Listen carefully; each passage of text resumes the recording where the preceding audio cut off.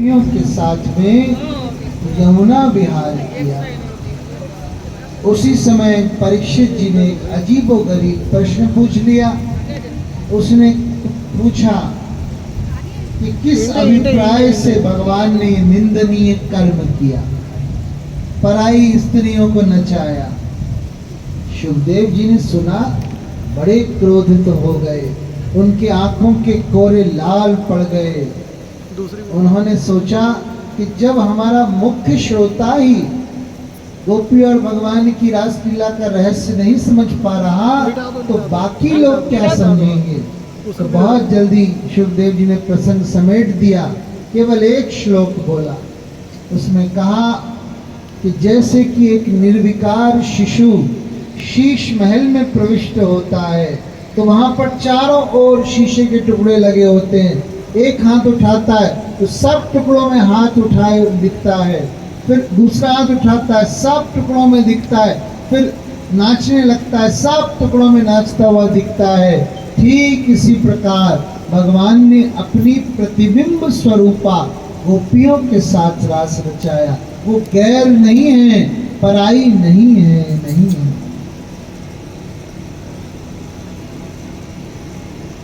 एक दिन सारे गोपी अंबिका वन में पहुंचे और वहां पर देवी माता रात्रि भर पर्यंत जागरण करने लगे। नंद बाबा को थोड़ी नींद आ रही थी तो थोड़ी दूर जाकर एक पेड़ की जड़ पर अपना सिर रखकर नंद बाबा लेट गए। तभी एक अजगर ने आकर बाबा के चरणों को अपने मुंह में ले लिया। बाबा चिल्लाए, बचाओ बचाओ। सारे गोप मशाले लेकर आए और उन जलती हुई मशालों को अजगर के शरीर से मारने लगे, लेकिन अजगर ने पिंड नहीं छोड़ा। तब नंद बाबा ने श्री कृष्ण को बुलाया। सर्पो माम ग्रसेता प्रपन्न परिमोचय। हे मेरे लाला कृष्ण, मुझे अजगर ने पकड़ लिया है, आ जाओ मेरे बचाओ। और फिर भगवान आए। तो संत लोग कहते हैं कि भगवान आने के लिए इतनी तो अपेक्षा रखते हैं कि भक्त उनको बुलाए, वरना बिना बुलाए अगर सबके दुख में आने लगेंगे तब तो भगवान की बहुत बड़ी जिम्मेदारी हो जाएगी, क्योंकि दुखी तो संसार के सभी लोग हैं। इसलिए इतनी अपेक्षा भगवान रखते हैं कि कोई बुलाएगा तो मैं आऊंगा। उनके बाप को भी बुलाना पड़ा, नंद बाबा को भी, तो हम किस खेत की मूली हैं। तो चलो बुलाओ। हरे कृष्ण हरे कृष्ण कृष्ण कृष्ण कृष्ण हरे हरे हरे राम हरे राम राम राम हरे हरे।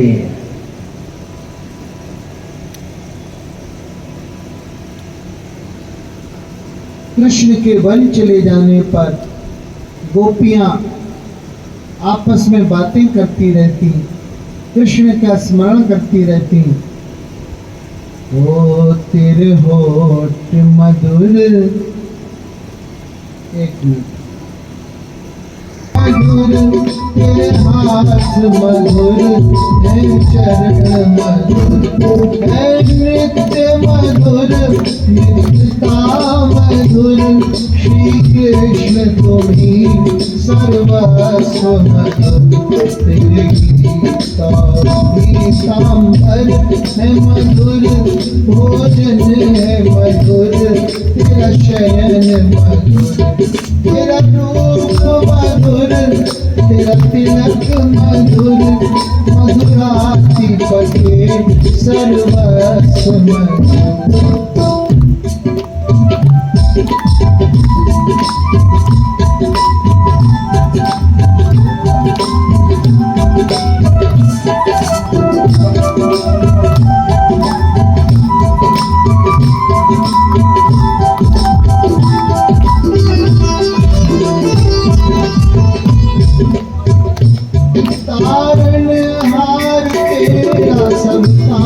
मधुर दुख हर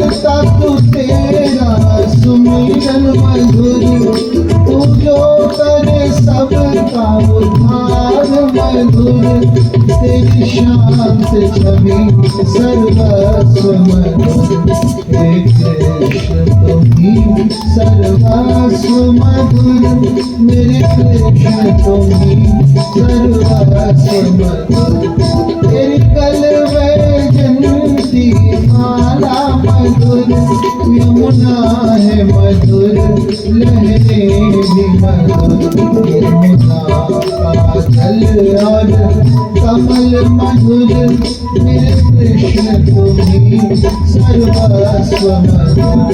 है गोपी मधुर तेरी लीला मधुर, संयोग मधुर है वियोग मधुर, तेरी दृष्टि मधुर शिष्टाचार मधुर, हे कृष्ण तुम ही सर्वस्व मधुर, हे कृष्ण तुम ही सर्वस्व मधुर, हे कृष्ण तुम ही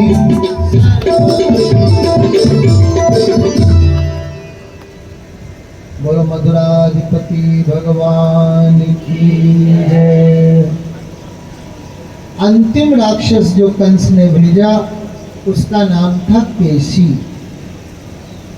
हमारा नाम है कवि चंद्र अर्थात के और सी, तो हमारे ही नाम का राक्षस था केशी। और भगवान ने, और घोड़े के रूप में आया था, भगवान ने उसके मुंह में अपना हाथ घुसेड़ दिया। जलता हुआ हाथ उसको प्रतीत हुआ, बेचारा पागल हो गया, मर गया। ये गौर करने की बात है कि जितने भी राक्षस भगवान ने ब्रज में मारे, किसी बंदूक का, धनुष का, किसी शस्त्र का प्रयोग नहीं किया, अपने हाथ से ही सारे राक्षस मार डाले। आज यमुना जी का एक प्रसिद्ध घाट है, इसी के नाम पर केशी घाट। उसी समय नारद जी भगवान से एकांत में मिले और कहने लगे कि तुम यहाँ पर तो चैन की बंसी बजा रहे हो, ब्रजवासियों के साथ में खूब प्रेम की लीला कर रहे हो, लेकिन उधर धरती पर अत्याचारी राक्षसों का भार बढ़ता चला जा रहा है। तुमने दो उद्देश्यों से अवतार ग्रहण किया था, परित्राणाय साधूनाम विनाशाय दुष्कृताम। तो साधुओं का परित्राण तो तुमने बहुत कर लिया, अब दुष्टों का विनाश करने चलो, आगे बढ़ो प्रभु, आगे बढ़ो। भगवान ने कहा नारद जी आप जैसी भूमिका बनाएंगे वैसे ही हम आगे बढ़ जाएंगे, आप काम शुरू करो। तो नारद जी ने जाकर मथुरा में कंस को सारा खुलासा कहकर बता दिया कि देवकी और वसुदेव का 8वां लाल ही नंदन यशोदा का बेटा है। अभी तक तो कंस अनुमान से राक्षस भेजता था, अब उसको पूरा बता दिया कि वही है। कंस आग बबूला हो गया, कहने लगा अभी वसुदेव और देवकी को मौत के घाट उतारता हूँ। नारद जी ने कहा रुको, जोश में अपना होश मत गवाओ, तुमने अभी तक यही काम किया है, एक एक करके राक्षसों को उन्हें मारने भेजते रहे, वो तो मरे नहीं, राक्षस सब मर गए, जाते हुए तो दिखे, आता हुआ कोई न दिखा। तो अब नया पैतरा अपनाओ। अपनी गली में तो कुत्ता भी शेर होता है, इसलिए वहां किसी को मत भेजो, उन दोनों कृष्ण बलराम को यहाँ बुलवा लो और फिर सारे राक्षस घेर कर उनको मार देना, इतनी सी तो बात है। कंस राजी हो गया और उसने कृष्ण बलराम के रिश्ते में चाचा लगने वाले अक्रूर जी को बुला भेजा।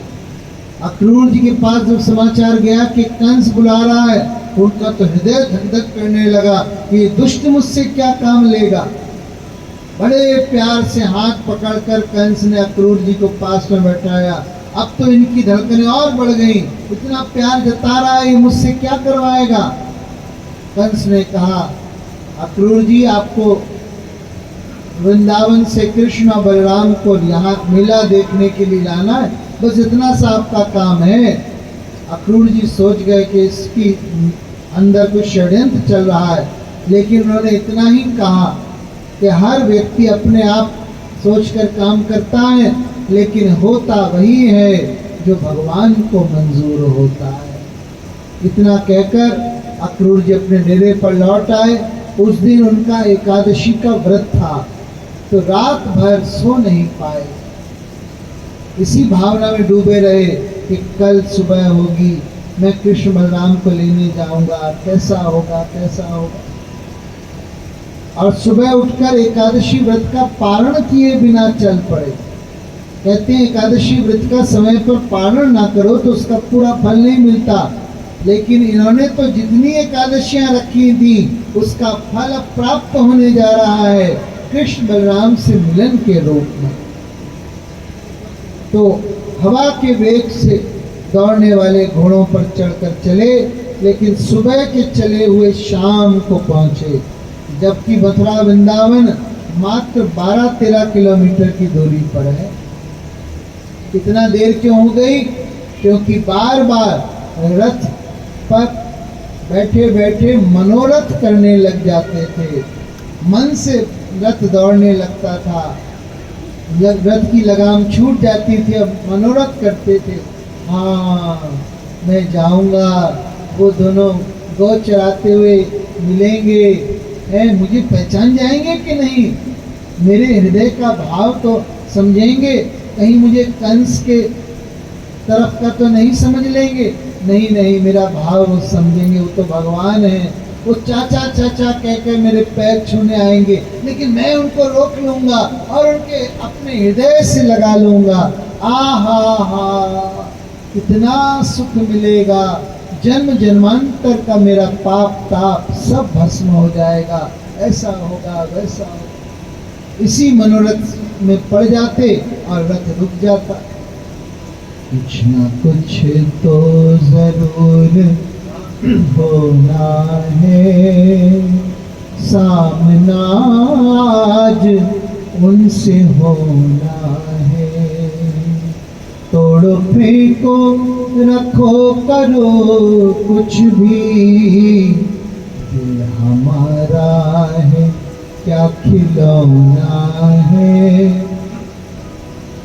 सामना आज उनसे होना है। इतना डरना भी क्या है दुनिया से, जो भी होना है वो तो होना है, सामना आज उनसे होना है।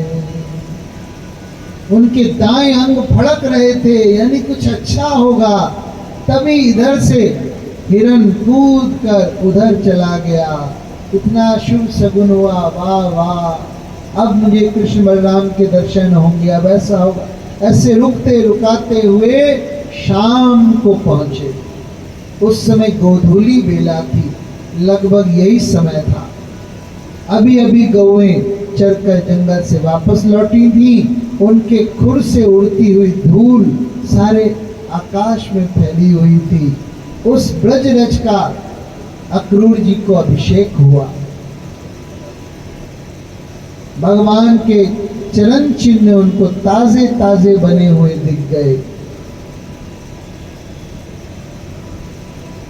रिश्ते में पृथ्वी भगवान की धर्म पत्नी लगती हैं, उनका नाम है भूदेवी।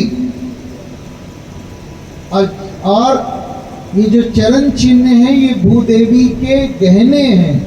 जैसे आप लोग अपने गहनों को बहुत हिफाजत से रखते हो, गोदरेज की अलमारी में लॉक करके रखते हो, हैं, बार बार किसी को दिखाते नहीं हो, ऐसे ही पृथ्वी माँ भी भगवान के चरण चिन्ह रूपी गहनों को हिफाजत से रखती हैं, सहेज के रखती हैं। अभी 5000 वर्ष हो गए भगवान को लीला करे हुए, लेकिन आज भी ब्रजमंडल में जगह जगह पर उनके चरण चिन्ह दिखाई पड़ते हैं। कामा के पास एक पहाड़ी है, उसका तो नाम ही है चरण पहाड़ी। नीचे से ऊपर तक कई जगह पर भगवान के चरण चिन्ह दिखते हैं। असल में क्या होता था, भगवान बंसी बजाते थे और पहाड़ या पर्वत पिघल जाते थे और भगवान के चरण उस पर अंकित हो जाते थे। अगर वृंदावन में भगवान के चरण चिन्ह देखने हैं तो दामोदर मंदिर है। दामोदर मंदिर में भगवान की चरणांकित एक शिला है गोवर्धन की, उसकी 4 परिक्रमा लगाने से गोवर्धन की परिक्रमा का फल मिलता है। कभी जाओ तो अवश्य लगाना।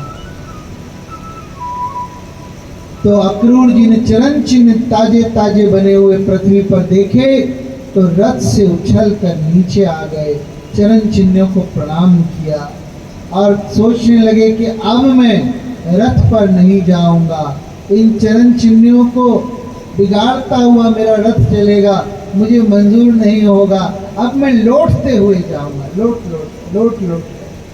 तो दंडवत परिक्रमा करते हुए नंद महल में पहुंचे और रास्ते में जो कुछ सोचा था, जो कोई मनोरथ किए थे, सब वहां पर पूर्ण हुए। कृष्ण बलराम सामने से ही गोदोहन की बाल्टी और रस्सी लेकर आ रहे थे। इनको देखा, तुरंत पहचान गए और चाचा जी कहकर इनके प्रति दौड़ कर आए, पैर छूने लगे, लेकिन इन्होंने उनको रोककर हृदय से लगा लिया। आहा, आनंद की लहरियां फूट उठी, सारे पाप ताप भस्म हो गए, कृष्ण प्रेम जाग उठा। फिर कृष्ण बलराम ने अक्रूर जी को नंद बाबा से मिलाया। अक्रूर जी ने कंस का संदेशा दे दिया कि मेला देखने के लिए बुलाया दोनों भाइयों को। नंद बाबा ने कहा ठीक है, हम भेज देंगे, लेकिन अकेले नहीं, हम भी साथ में चलेंगे। और यशोदा जी को कंस की बात मत बताना, वरना वो डर जाएगी। और ये सूचना जैसे ही गोपियों के पास में पहुंची, गोपियों के तो मुंह पीले पड़ गए, इंद्रिय क्रियाएं बंद हो गईं। सारी गोपियां निकल कर चौपाल पर इकट्ठी होने लगी। अब मंत्रणा शुरू हो गई। एक गोपी ने कहा, रोज हम उसको विदा करते थे कन्हैया को, लेकिन शाम को उसकी अगवानी भी करते थे। हमें विदा करते हुए ये आशा रहती थी कि शाम को तो आएगा वापस, लेकिन अब ये यहाँ से गया तो न जाने कब वापस आएगा। एक गोपी ने कहा, विधाता का निर्दयी खेल हमारे साथ शुरू हो गया है। ये जो लेने आया है इसका नाम है अक्रूर। किसने इसका ये नाम रख दिया? ये तो 1 नंबर का क्रूर है, ये हमारे प्राण धन को हमसे छीन कर ले जा रहा है। एक गोपी ने कहा, मथुरा की रमणियों का सौभाग्य उदित हुआ है और अब हमारा सौभाग्य डूब गया। एक बार वो वहां की स्त्रियों को मिल लेंगे तो हम गंवार ग्वालिनों को पला क्यों पूछेंगे। और अचरज तो इस बात का है कि उन्हें कोई जाने से रोक क्यों नहीं रहा। क्या केवल हमने ही उनसे प्रेम किया? सारे ब्रजवासियों ने किया है, लेकिन कोई आगे नहीं आ रहा। एक गोपी ने कहा, क्या करें, हमारा तो लाज ही गहना है, हम क्या कर भी क्या सकते हैं। तो दूसरी गोपी ने कहा, बिल्कुल नहीं, हम अपने लाज रूपी गहने को तोड़ देंगे, लेकिन कन्हैया को जाने नहीं देंगे। अक्रूर जी जैसे ही रथ चलाने लगेंगे, हम सब रथ के सामने जमीन पर बिछ जाएंगे, लेट जाएंगे, हमारे सीने के ऊपर से रथ जाएगा। हाँ, ऐसा ही होगा। बातें करते करते सारी रात इस तरह बीत गई और सुबह हुई। कृष्ण बलराम ने कलेवा किया और बड़े प्रसन्न चित्त होकर रथ में बैठ गए। अक्रूर जी ने रथ की लगाम थाम ली, लेकिन जैसे ही रथ को चलाने बढ़े, उसी समय अन्य दिशाओं से गोपियां भाग कर आईं और रथ के सामने पृथ्वी पर लेट गई।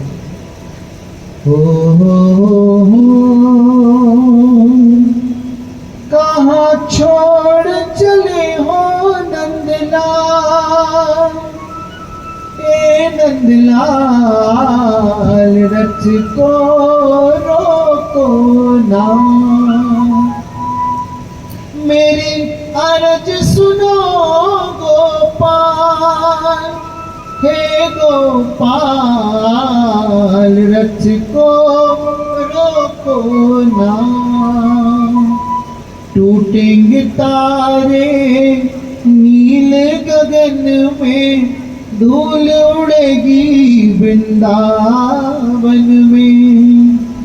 जमुना तट पर जल जाएगी हर कदम की डाल। कहाँ छोड़ चले हो नंदलाल, हे नंदलाल, रथ को रोको ना।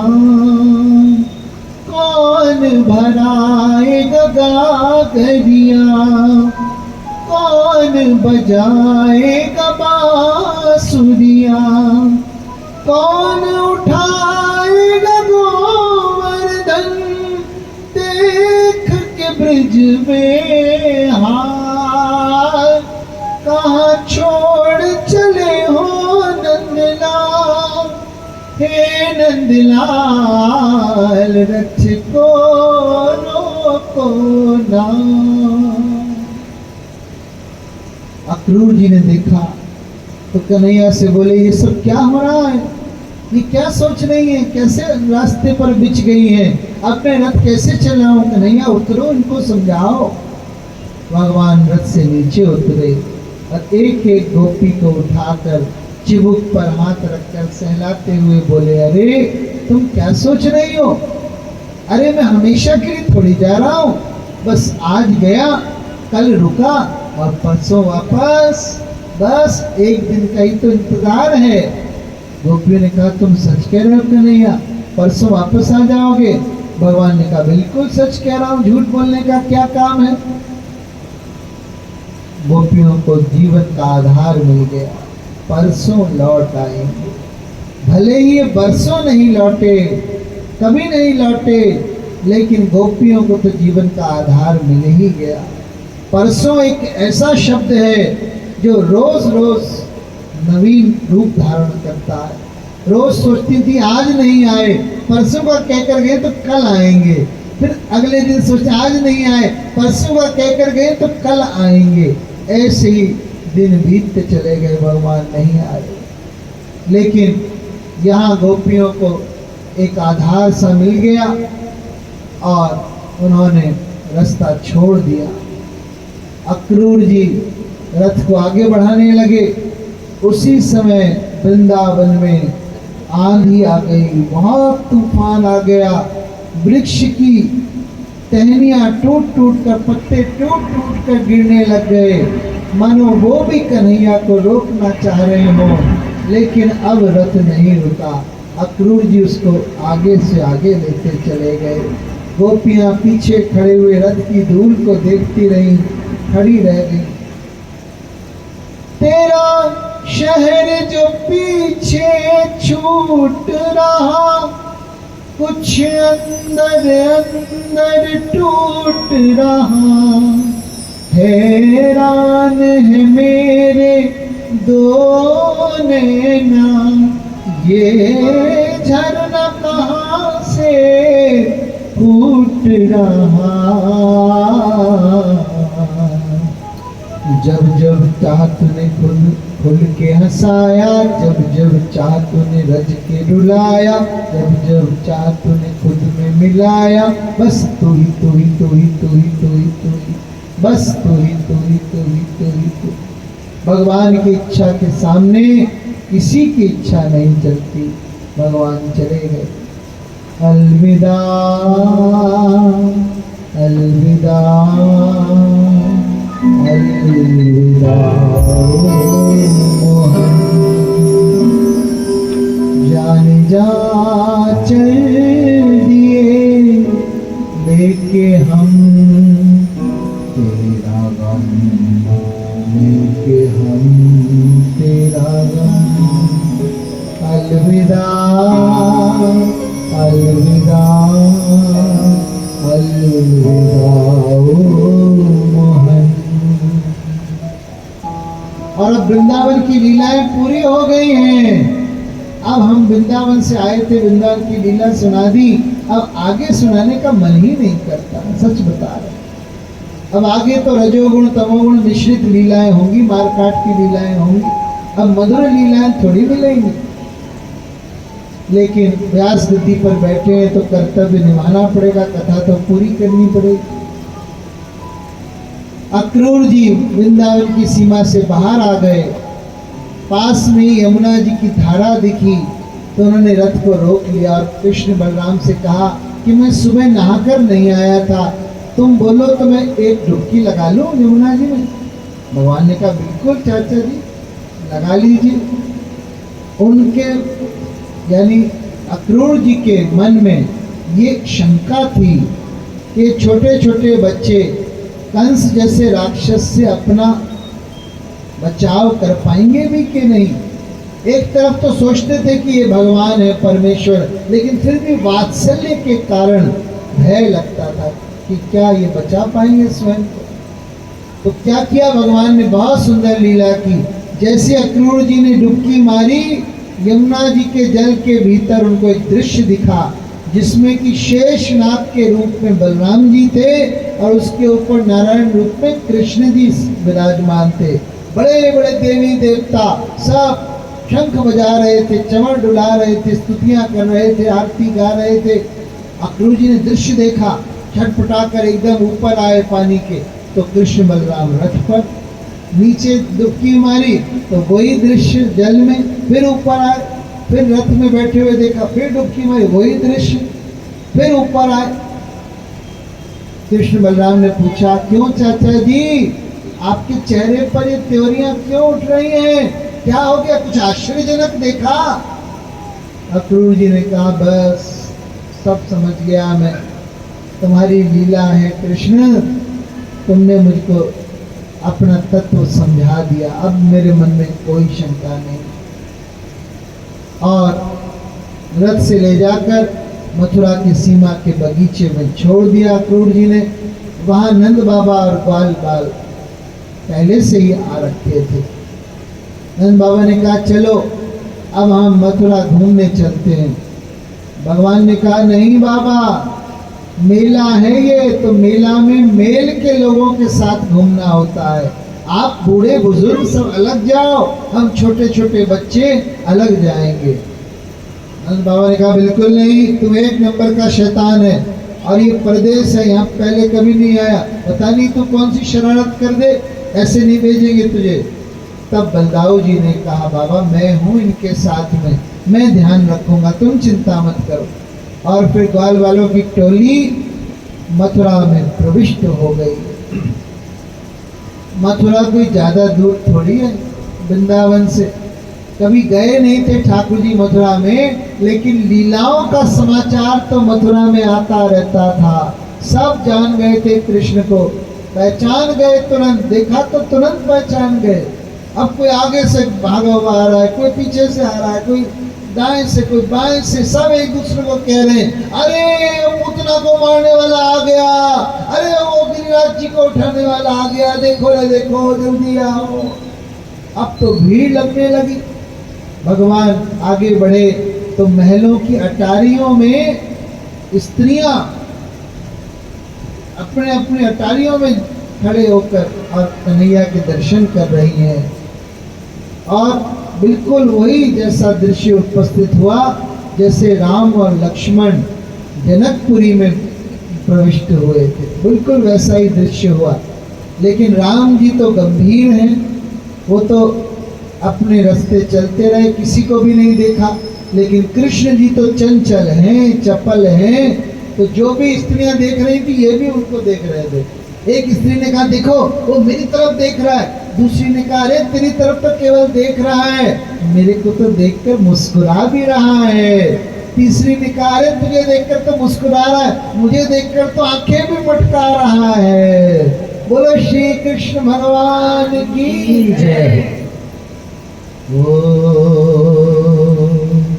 हमको लगाए गयो टोना, किशोर गौर सावल सलोना। हमको लगाए गयो टोना, किशोर गौर सावल सलोना। हमको लगाए गयो टोना, किशोर गौर सावल सलोना। शाम को देख घूंघट पटडारी, शाम को एक घूंघट पटडारी, तनिक सा खुला रहा कोना, किशोर गौर सांवल सलोना, तनिक सा खुला रहा कोना, किशोर गौर सांवल सलोना।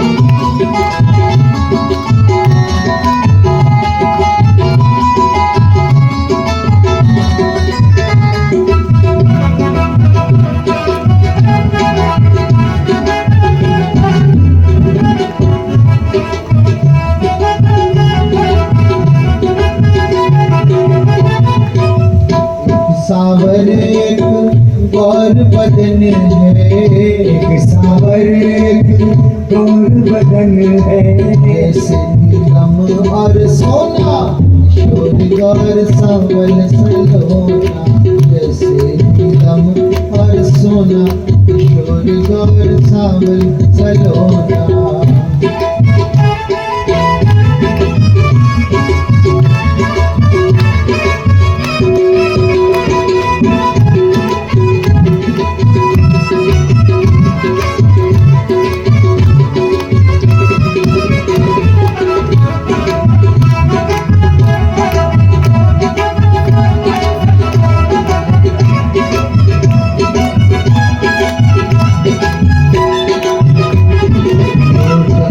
धारक गिरिवर धारक, धारक गिरिवर धारक, हमको शरण में लोना, किशोर गौर सांवल सलोना, हमको शरण में लोना, किशोर गौर सांवल सलोना, हमको लगाई गए टोना, किशोर गौर सांवल सलोना।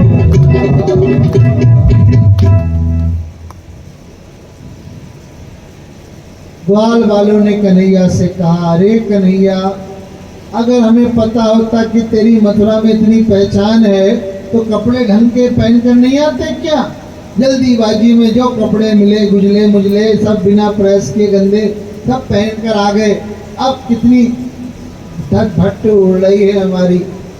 भगवान ने कहा, चिंता मत करो, ये अपने मामा जी की नगरी है, यहाँ हर बात उपलब्ध हो जाएगी। तुम्हें कपड़े चाहिए क्या? हाँ, तो चलो आगे आगे बढ़े तो सामने से कंस का धोबी आ रहा था अपने साथियों के साथ में। सबके सिर पर कंस के धुले हुए वस्त्रों की गठरी थी। देखते ही भगवान ने कहा, अरे मामा जी, ओ मामा जी। धोबी ने इधर उधर देखा, कहने लगा, किसको मामा जी कह रहा है? भगवान ने कहा, अरे आपको ही कह रहे हैं, ये हमारे मामा जी की नगरी है, तो उसके रिश्ते से सब भाई बंधु उनके, हाँ, सब हमारे मामा लगे। तो धोबी ने कहा, अरे भेड़ बकरियां चराने वाले बंदे, तुम जैसे को हम मामा लगेंगे? है, चुप हो जा। ग्वाल बाल ने कहा, कन्हैया दिखा दे इसको अपने पूतना वाले हाथ। और भगवान ने उसके पास जाकर न जाने कैसा झापड़ मारा, न जाने कैसे हाथ में छुरी फिट थी कि उसकी तो गर्दन ही उड़ गई। और बाकी के धोबी डर के मारे अपनी अपनी गठरी फेंक कर भागे। भगवान ने कहा, लूट लो, जिसको जो पसंद आए कपड़ा पहन लो।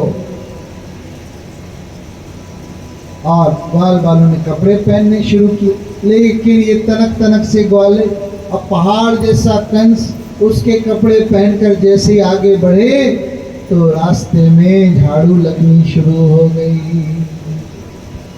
ग्वालों ने कहा, कन्हैया इससे अच्छे तो हम पहले थे, अब तो पूरे कार्टून नजर आ रहे हैं। भगवान ने कहा, चिंता मत करो, आगे एक दर्जी है, उससे सब संभालवा लेंगे। तो आगे दर्जी मिला, उसने इनको देखा, अपने सारे कर्मचारियों को इसी कार्य में लगा दिया, सब कपड़े काट छाट कर सब बढ़िया कर पहना दिए। भगवान ने पूछा, बताओ तुम्हें क्या पुरस्कार चाहिए? दर्जी ने अभी अभी देखा था कि पहले वाले को क्या पुरस्कार मिला था, तो एकदम हाथ हाथ जोड़कर बोला, प्रभु हमें कुछ नहीं चाहिए, बस कृपा बनाए रखना। भगवान ने कहा खूब फलोगे फूलोगे। और आजकल के दर्जियों को देख लो, खूब फल फूल रहे हैं। जितने का कपड़ा नहीं होता उतने से ज़्यादा का सिलाई ले लेते हैं। हाँ, और कपड़ों की जरूरत तो सबको होती है, तो दर्जी खूब फल फूल रहे हैं। भगवान का आशीर्वाद है उनके लिए। भगवान ने ग्वाल वालों से पूछा, आप बताओ अब तुम्हें और क्या चाहिए। ग्वाल वालों ने कहा कि हमें एक फूल माला पड़ जाती गले में तो अच्छे लगते। ब्रजवासी मालाओं के बहुत शौकीन होते हैं, कोई पहना दे तो अच्छा है, नहीं तो खुद खरीद के ले जाते हैं। बिहारी जी के मंदिर में दूर से दिखा देते हैं, बिहारी जी तुम्हारे लिए माला लेकर आया हूँ, बस दिखाकर खुद पहन लेते हैं। तो आगे एक सुदामा माली पड़ा, उसने सब ग्वाल वालों को मालाएं पहना दी। और फिर भगवान ने पूछा और क्या चाहिए, तो ग्वाल वालों ने कहा बस थोड़ा सा चंदन और लग जाता। ब्रजवासी लोग चंदन के भी बड़े शौकीन होते हैं, अब वो भी साधारण चंदन नहीं, थप्पन थुआ चंदन, ऐसे ऐसे खूब सारा चंदन। भगवान ने कहा ठीक है, उसका भी इंतजाम हो जाएगा। उसी समय सामने से कंस की सैरिंद्री, सैरिंद्री का मतलब क्या होता है, कंस के ब्यूटी पार्लर की अध्यक्षा, हाँ वो आ गई। श्रृंगार करती थी कंस का, बहुत सुंदर चंदन घिसती थी। शास्त्रों में लिखा हुआ है कि चंदन घिसो तो गर्भवती स्त्री की तरह घिसो, धीरे धीरे धीरे। उसके तो 3 कुबड़ थे, बड़ी कुरूपा थी, तो धीरे धीरे ही घिसती थी। उसके चंदन में बहुत बढ़िया सुगंध होती थी, लाल चंदन, पीला चंदन, भूरा चंदन, अलग अलग रंग के चंदन होते थे उसके पास। भगवान ने दूर से देखा तो पुकारा, ओ सुंदरी जी, सुंदरी जी। उसने सोचा आज तक मुझे लोग कोई कुबड़ी कहकर चिढ़ाता था, कोई कुरूपा कहकर चिढ़ाता था, ये नया तरीका निकाला मुझे चिढ़ाने का है, सुंदरी कह रहा है। तो उसने पूछा क्यों रे, मैं तुझे सुंदरी नजर आती हूँ, सुंदरी कहकर मुझे चिढ़ा रहा है। तो भगवान ने कहा देवी जी, हम आपके तन को नहीं आपके मन को देखकर कह रहे हैं, आपका मन बहुत सुंदर है। जैसे कुब्जा ने सुना तो वो पास आ गई और नीचे से ऊपर तक कृष्ण को देखा, फिदा हो गई, मोहित हो गई, कहने लगी अरे तू तो बड़ा सोना है रे, हैं तू चाहे तो मैं तुझे चंदन लगा दूं। भगवान ने कहा लो, अभी यही तो बात चल रही थी चंदन लगाने की, खूब लगाओ मजे से। सब ग्वाल वालों ने जी भर के चंदन लगवाया। देवी जी इधर थोड़ा रह गया, देवी जी थोड़ा इधर लगा दो, थोड़ा देवी जी इधर। सबके सिर ठंडा ठंडे कूल कूल हो गए। पेंशन गया पेंशन लेने हैं। और फिर ग्वाल वालों ने कहा कन्हैया अब इसको कोई सेवा का पुरस्कार देना चाहिए। भगवान ने कहा बिल्कुल देंगे, फ्री का चंदन घिस मेरे नंदन, ऐसा नहीं होगा, इसको पुरस्कार देंगे।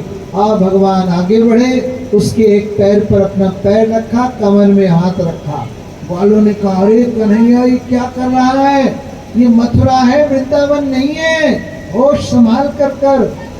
भगवान ने कहा कुछ गलत नहीं कर रहे हैं, ध्यान से देखो। दूसरे ग्वाल ने चुटकी ली, उसने कहा जो भी हो कन्हैया, लेकिन इसके साथ तेरी जोड़ी जम बहुत बढ़िया रही है, क्योंकि ये भी 3 जगह से टेढ़ी और तू भी 3 जगह से टेढ़ा, सेटिंग बढ़िया जम रही है। भगवान ने एक पैर उसके पैर पर रखा, हाथ कमर पे रखा और थोड़ी में 2 बार ठोक दिया, टिंग टिंग, बस उसके तो तीनों कुबड़ सीधे हो गए। बहुत सुंदर युवती बन गई वो तो। सारे दुकानदार बाजार वाले सब देख रहे थे। उन्होंने सोचा कि इससे पहले इसने धोबी को मार गिराया तो योद्धा भी 1 नंबर का है, और इस कुबड़ी को इसने सौंदर्यवती नारी बना दिया तो जादूगर भी 1 नंबर का है। तो सब लोग गाने लगे। छीन के ले गया दिल जिगर, सांवरा जादूगर लूट के ले गया दिल जिगर, सांवरा जादूगर छीन के ले गया दिल जिगर, सांवरा जादूगर। मैं तो गई यमुना में भरने को पानी, मैं तो गई यमुना में भरने को पानी, एक छवि नटखट की हुई मैं दीवानी, एक छवि नटखट की हुई मैं दीवानी। इसकी मारी इसकी मारी इसकी मारी जो तिरछी नजर, सांवरा जादूगर आगे जो तेरे नजर, सांवरा जादूगर। सांवरा मेरा सांवरा, मेरा सांवरा, मेरा सांवरा, ओ सांवरा मेरा सांवरा, मेरा सांवरा, मेरा सांवरा।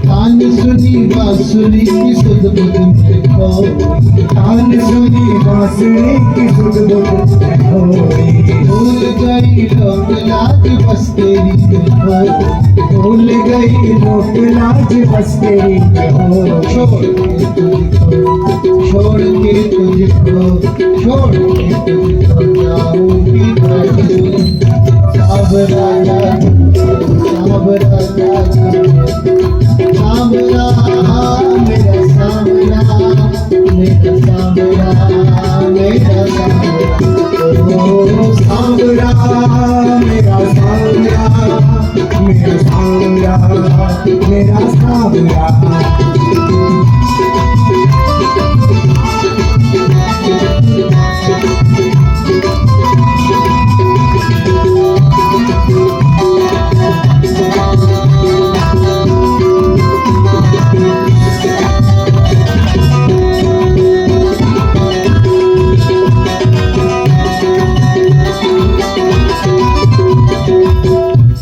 अरे बांध ली रमण तुझसे आशा की लड़ियां, बांध ली रमण तुझसे आशा की लड़ियां, है यही तमन्ना शेष जीवन की घड़ियां, है यही तमन्ना शेष जीवन की घड़ियां।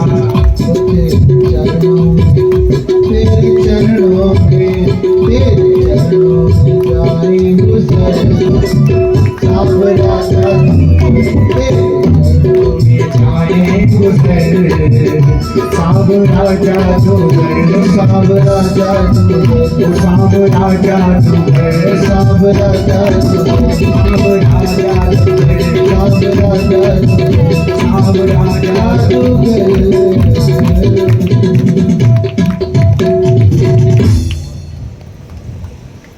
बोलो सांवरे जादूगर की जय हो। O Krishna you are the greatest magician. भगवान सबसे बड़े जादूगर हैं, सब जगह इनकी चर्चा होने लग गई और कुब्जा ने तो इनका पल्ला ही थाम लिया। कहने लगी न जाओ सैया छुड़ा के बैया, कसम तुम्हारी मैं रो पड़ूंगी, रो पड़ूंगी। हे कृष्ण, तुमने मुझको ये सौंदर्य दिया है, अब मैं ये सौंदर्य राशि तुम पर ही लुटाऊंगी, चलो मेरे घर चलो। ग्वाल बालों ने कहा हाँ हाँ कन्हैया चलो इसके घर चलते हैं, खूब बढ़िया लस्सी बनवा कर पियेंगे। भगवान ने कहा अभी अभी ठंडा तेल लगवाया है? चंदन लगवाया है और अभी अभी लस्सी पियोगे डबल निमोनिया हो जाएगा। अरे ओ देवी जी, हमें थोड़ा अपने मामा जी से काम है, उनका काम तमाम करना है।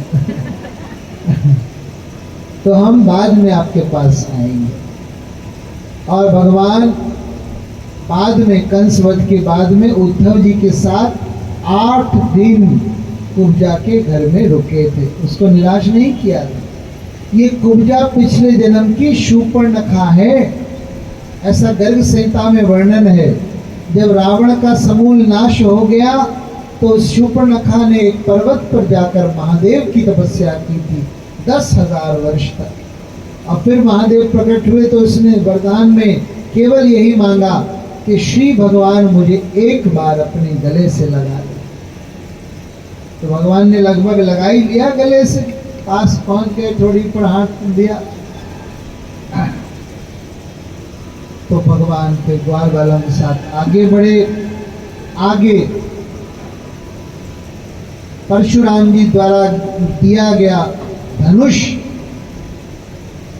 सबको देखने के लिए रखा था, उसकी पूजा अर्चना हो रही थी, स्तुति गाई जा रही थी। ग्वाल बाल सब दूर से खड़े हो गए।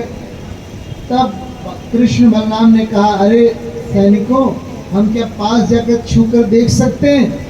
सैनिक ने कहा, बिल्कुल नहीं, नहीं खड़े रहो, अंदर नहीं जाना है। दूसरे सैनिक ने कहा, अरे भैया, कितने मासूम बालक हैं, छोटे छोटे, भेज दो अंदर, क्या है। दोनों ने भेज दिया और अंदर जाकर कृष्ण ने धनुष को एक तरफ से पकड़ा, बलराम जी ने दूसरी तरफ से पकड़ा और उठाकर मरोड़ दिया। धनुष टूट गया, बहुत जोर से आवाज आई, कंस के महल तक आवाज पहुंची। उसने पूछा क्या हुआ, तो पता चला धनुष टूट गया। परशुराम जी ने जब धनुष दिया था तो कहा था, पहले तो ये धनुष कोई तोड़ नहीं सकता, और अगर तोड़ दे तो फिर तुझे जिंदा छोड़ नहीं सकता। अब तो कंस को काटो तो खून नहीं, उसको हर समय छटपटाहट होने लगी। शीशे में देखता था तो सिर कटा हुआ नजर आता था, चांद को देखता था तो कई कई चांद नजर आते थे, कानों में हाथ डालता था तो प्राण घोष नहीं होता था। जो जिंदा मनुष्य होता है ना, कानों में हाथ डालो तो एक समुद्र की लहरों जैसी ध्वनि आती, वो खत्म हो गई थी। ये सब मौत के लक्षण हैं। थोड़ी देर में भोजन की थाली आई, उसमें दाल में काला जीरा पड़ा हुआ था। उसी काले जीरे को देखकर भड़क उठा, रे कहीं इसमें से वो काला काला मुरली वाला प्रकट ना हो जाए, दूर ले जाओ उसको, दूर ले जाओ। बहुत मुश्किल से थोड़ी नींद आई तो सपने में देखा कि गधे पर उल्टा बैठा है, चेहरे पर कालिख पुती हुई है, चप्पलों की माला पहने हुआ है और दक्षिण दिशा की ओर जा रहा है। वहां पर सब भूत प्रेत कह रहे, आओ आओ, हमारे दल में अब शामिल होने जा रहे हो, आओ आओ। बड़ी मुश्किल से रात बीती और अगले दिन सुबह मल्ल युद्ध के प्रांगण में प्रवेश द्वार पर इसने कुबलेया पीड़ हाथी को शराब पिलाकर तैनात कर रखा था। उसमें 10,000 हाथियों का बल था। कृष्ण बलराम जैसे ही वहां आए, महावत ने हाथी को उनके प्रति धावित कर दिया, लेकिन भगवान कृष्ण हाथी के पीछे गए और पूंछ पकड़कर उसको ऊपर उछाल दिया, नीचे गिरा, धम से उसकी मृत्यु हो गई। उसके मुंह के दोनों दांतों को निकालकर एक कृष्ण जी ने अपने कंधे पर रखा, एक बलराम जी ने रखा और दोनों मल्ल युद्ध प्रांगण में प्रविष्ट हुए। जैसे स्टेडियम होता है क्रिकेट का, वैसे ही वो प्रांगण बना हुआ था। वहां पर सब भक्त लोग पहले ही बैठे थे, सबने अलग अलग रूप में भगवान का दर्शन किया।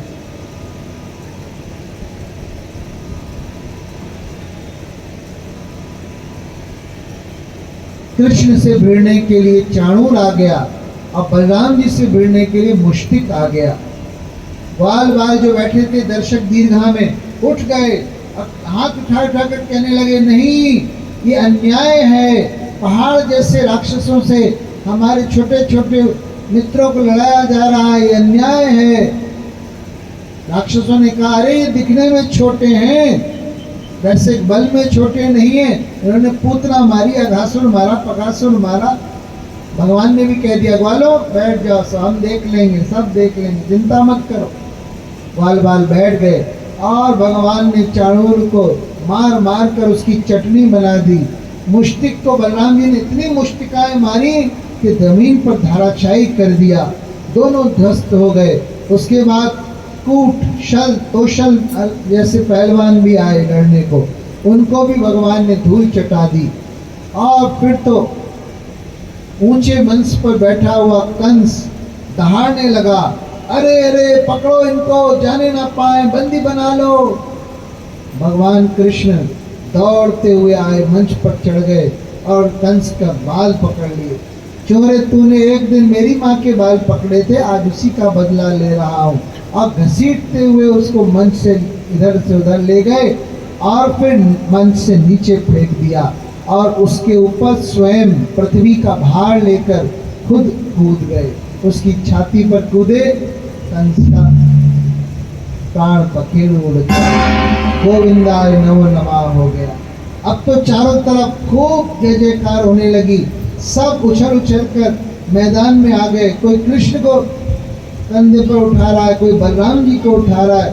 जैसे कि कृष्ण जन्म पर उत्सव मना था, ऐसे कंस मरण का उत्सव मना। हो जय जय नारायण नारायण हरि हरि, जय जय नारायण नारायण हरि हरि। तेरी लीला सबसे प्यारी प्यारी हरि हरि, तेरी लीला सबसे प्यारी प्यारी हरि हरि। तेरी महिमा प्रभु है प्यारी प्यारी हरि हरि। तेरी महिमा सबसे प्यारी प्यारी हरि हरि।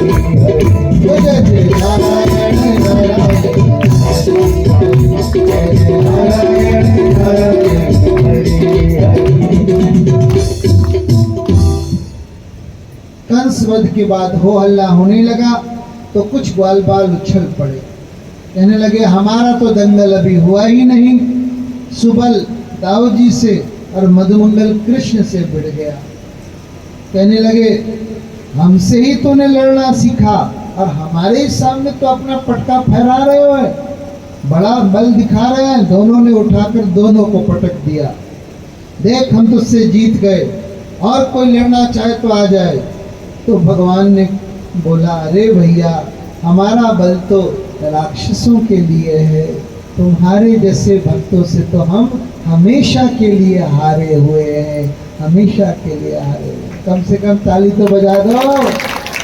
हाँ, अब एक दिन की कथा बची है, फिर कोई नहीं कहेगा। बोलो हरे कृष्ण हरे कृष्ण हरे कृष्ण हरे कृष्ण कृष्ण कृष्ण कृष्ण कृष्ण हरे हरे हरे हरे हरे राम हरे राम हरे राम हरे राम राम राम राम राम हरे हरे। हरे। और अब श्री कृष्ण अपने असली माता पिता देवकी और वसुदेव से जाकर मिले। वो लोग बड़े सहमे हुए थे, बड़े संकोच कर रहे थे, क्योंकि अभी अभी कृष्ण का ऐश्वर्य देखा था। भगवान उनकी गोदी में बैठ गए, कहने लगे अरे इतने दिनों बाद मिले हैं और तुम प्यार नहीं कर रही, दुलार नहीं कर रही, मैं तो तुम्हारा ही हूं ना माँ। ओरे कन्हैया किसको कहेगा तू मैया, ओरे कन्हैया किसको कहेगा तू मैया। एक ने तुझको जन्म दिया रे, एक ने तुझको पाया, कन्हैया किसको कहेगा तू मैया। ओरे कन्हैया किसको कहेगा तू मैया। तब देवकी और वसुदेव ने भगवान को प्यार दिया। नंद बाबा के पास जाकर श्री कृष्ण ने बोल दिया कि बाबा अब कंस के मरने के बाद यहाँ बहुत सारे काम हैं, सब व्यवस्थित करने हैं, इसलिए अभी मैं वृंदावन नहीं जा पाऊंगा, आप लौट जाइए, मैं बाद में आऊंगा। बहुत भारी मन से नंद बाबा वापस वृंदावन लौट गए। अभी तक इनकी आयु खेलने कूदने में ही बीती थी, पढ़ाई थोड़ी शुरू की थी दोनों ने। 11 बरस 52 दिन भगवान वृंदावन और गोकुल में रहे। तो वसुदेव देवकी ने इनका जनेऊ संस्कार कराया, मुंडन कराया, और फिर मध्य प्रदेश के सांदीपनी मुनि के आश्रम में इनको पढ़ाई करने के लिए भेज दिया। 64 दिनों में 64 विद्याओं में पारंगत हो गए श्री कृष्ण, और गुरु दक्षिणा के रूप में गुरु जी का मरा हुआ बेटा लाकर वापस कर दिया। इतनी सामर्थ्य है भगवान की। कब का मरा था वो बेटा, उसको वापस ला दिया। वहीं पर भगवान की मुलाकात एक ब्राह्मण बच्चे से हुई जिसका नाम था सुदामा। सुदामा जी की कथा अंतिम दिन विस्तार से सुनाई जाती है, तो कल सुनाएंगे। बोलो सुदामा जी महाराज की जय हो। 14 वर्ष तक भगवान मथुरा में रहे। उनको बार बार वृंदावन की याद आती थी, और वृंदावन वासियों की याद कर करके प्रभु एकांत में रोते भी थे। एक दिन उद्धव जी ने उनको रोते हुए देख लिया। उद्धव जी विष्णु के महामंत्री हैं, कृष्ण के परम सखा हैं, और बृहस्पति जी के शिष्य हैं। बहुत बड़ी महिमा है इनकी। इनका जो शरीर का रंग है वो भी श्री कृष्ण के जैसा है, और श्री कृष्ण के ही पहने हुए वस्त्र ये वापस पहनते हैं। जो भगवान ने उतार दिए वो ये पहनते हैं, जो माला भगवान उतार देते हैं वो ये पहनते हैं, जिस थाली में भोजन कर लेते हैं भगवान उसमें ये भोजन करते हैं। इनके जांघ पर एक चिन्ह बन गया था, क्योंकि भगवान कृष्ण रोज भोजन करने के बाद इनके जांघ पर सिर रखकर सोते थे। मैत्री बहुत अधिक पक्की थी इनकी भगवान से, लेकिन बृहस्पति का शिष्य होने के कारण इनकी बुद्धि ज्ञान प्रधान थी, भाव प्रधान नहीं थी। तो भगवान चाहते थे कि इनमें भी भाव आए, प्रेम आए, गोपियों जैसी व्याकुलता आए। तो उस दिन रोते हुए देख लिया, तो पीछे से हाथ कंधे पर रखा और कहा, अरे कृष्ण तुम परमेश्वर हो, परब्रह्म हो, फिर भी तुम रोते हो, किसके मोह में पड़े हुए हो, क्यों रोते हो? भगवान ने कहा, उधो मोहि ब्रज बिसरत नाही। उद्धव मुझे वृंदावन भूलता नहीं है। वहाँ के वासियों ने सब कुछ दांव पर लगाकर मुझको प्रेम किया, लोक लाज की परवाह भी ना करते हुए मुझे प्रेम दिया। मुझे उनकी बहुत याद आती है। उद्धव जी ने कहा, तो जाकर मिलके क्यों नहीं आ जाते, पास में ही तो है वृंदावन। भगवान ने कहा, 2 कारण है उद्धव जी। पहला तो ये है कि कंस का जो समधी है जरासंध, उसने मेरे प्रति बैर ठान लिया है, और वो मुझे दुखी करने के उपाय खोजता रहता है। अगर मैं वृंदावन आना जाना शुरू करूंगा तो उसको पता चल जाएगा कि वृंदावन वासियों से इसका बहुत प्रेम है, तो मुझको दुखी करने के लिए वो वहाँ वृंदावन वासियों को दुखी करेगा, इसलिए मैं नहीं जाता। और दूसरा कारण है कि एक बार तो मैं उन प्रेमियों से विदा लेकर आ गया, अब फिर जाऊंगा, अब फिर विदा लेकर आने की हिम्मत मेरी नहीं है भैया, नहीं है। उन प्रेमियों को छोड़कर आने की हिम्मत नहीं। उद्धव जी ने कहा, फिर हमें बताओ सेवा, हम संदेशा तुम्हारा दे देंगे। भगवान ने कहा, हाँ ये बहुत अच्छा रहेगा, मैं एक चिट्ठी लिख कर देता हूँ, और तुम तो ब्रह्म भाव वाले महात्मा हो, उनको योग की शिक्षा देना, उनको समझाना बुझाना, उनका दुख दूर कर देना। और भगवान ने उद्धव जी को अपना मोर पंख भी लगा दिया। वैसे तो रंग रूप में और कपड़ों में सब कृष्ण जी ऐसे थे, मोर पंख और लगा दिया। तो उद्धव जी जब वृंदावन पहुँचे, वहाँ नंद भवन का रास्ता पूछा तो सबने बता दिया, जहाँ से 2 पनारे बहते हुए आ रहे हों समझ लेना वही नंद भवन है। इन्होंने पूछा वो किसके पनारे हैं, कहाँ का पानी है वो? तो भक्तों ने कहा वो नंद बाबा और यशोदा की आंख का पानी। वो कृष्ण के विरह में रोते हैं और ब्रजवासी वहाँ घेर कर बैठे रहते हैं, उन सब के आंसुओं का पानी बन जाता है, ये पनारे बन जाते हैं। उद्धव जी को विश्वास नहीं हुआ, लेकिन जाकर देखा दो पानी की धारा आ रही थी। उन्हीं का अनुसरण करते हुए नंद जी के महल में पहुंचे। नंद जी से बातचीत हुई। नंद बाबा ने पूछा, अरे कृष्ण कभी हमें याद करता है क्या? उद्धव जी ने कहा, अरे वो हमेशा आपको ही याद करते रहते हैं। यशोदा जी ने पालने में भगवान के खिलौने जो खेलते थे वो रख रखे थे, पालना झुला रही थी, और नंद बाबा को खांसी भी आ जाती थी तो माता यशोदा कहती थी, धीरे से खांसो, मेरा लाल सो रहा है, मेरा लाल सो रहा है। अभी भी उनको लगता था कि भगवान हमारे ही बीच हैं।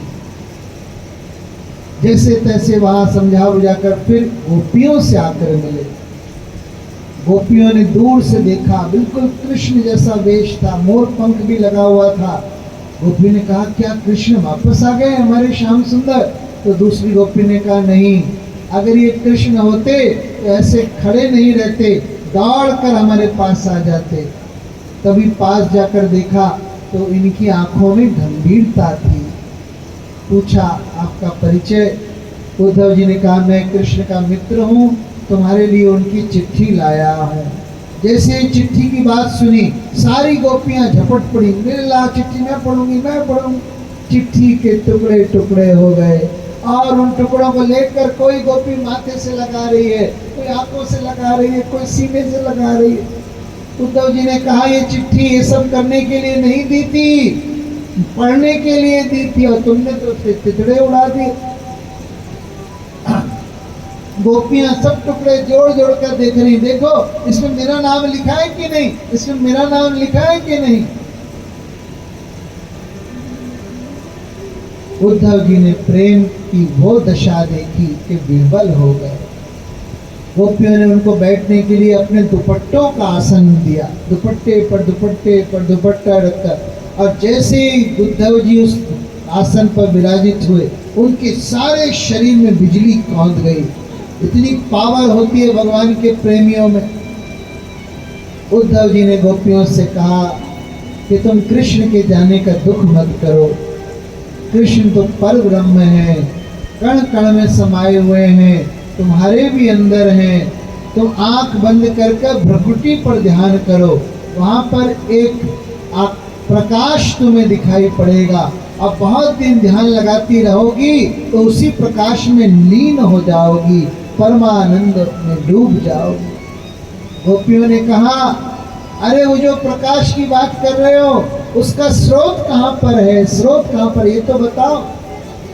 उद्धव जी ने कहा, वो तो ब्रह्म का प्रकाश है, ब्रह्म के स्रोत है। गोपियों ने कहा, नहीं, उसका स्रोत है हमारे कृष्ण कन्हैया के चरणों के नखून। उनके चरणों के नखून से वो हजारों चंद्रमा जैसा प्रकाश निकलता है। हमने उनके चरण कमल पकड़ लिए हैं, अब हमें प्रकाश की जरूरत नहीं है, नहीं है। उद्धव जी योग की शिक्षा देना चाहते थे, लेकिन गोपियों के प्रेम के सामने उनकी बोलती बंद हो गई। गोपियों ने कहा, हम प्रेम दीवानी हैं, वो प्रेम दीवाना, हम प्रेम दीवानी हैं, वो प्रेम दीवाना। ऐ रूठो हमें ज्ञान की, ऐ रूठो हमें ज्ञान की, पोथी न सुनाना। हम प्रेम दीवानी हैं, वो प्रेम दीवाना।